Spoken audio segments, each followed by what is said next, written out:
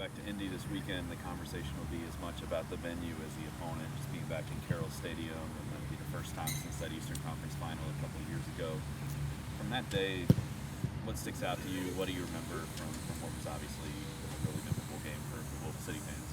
Yeah, I certainly remember the atmosphere, how much purple was there, that's for sure. A special moment certainly in my career and obviously for this group. We're looking forward to getting back there and we're looking forward to getting 3 points. Until this season, it had been quite a run for LouCity in that rivalry, and you guys have obviously dropped points in 2 games to them this season. Is there something that they were doing differently that was tricky, and then with those games being so long ago, what has changed about it since then? I think if you remember, we were in that spot where we weren't finishing our chances. I think in both games, we certainly created the majority of them. We prevented them from having any real opportunities. They get 2 penalties in that first game off of our turnovers and some mistakes. They're a group that obviously they won last week. They're dangerous in transition, and so we're going to be certainly aware of that and make sure that we come out on the front foot as we have been. And obviously maybe added some pieces too. I saw they brought a defender in on loan. Is there anybody that we should be watching for as far as like new additions or different faces? Yeah, they brought in Liam Doyle.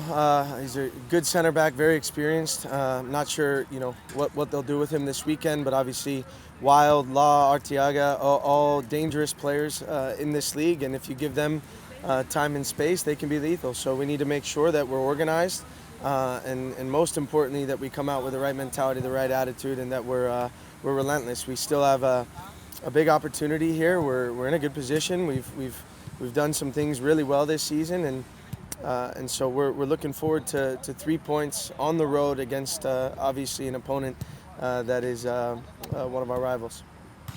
Danny, you touched on it after the game Sunday, but what is it about Paolo that where he says he kind of learned to be a leader over the last few years, and it's kind of come naturally, but he's also learned. What is it that he does that leads his team? And you said he leads like you haven't seen anybody lead before. Yeah, I think for me, he's not one of those guys that is just when he's holding other people accountable, he's also doing it with himself, right? And I think that's an important trait in leadership, right? He holds himself accountable every single day, and he makes the people around him better. And I think when you talk about the meetings that we have in there with the group and his messaging and holding guys accountable in video, but also, like I said, himself, and then how he does it on the field, especially verbally, those are things that are really important, and he's a winner.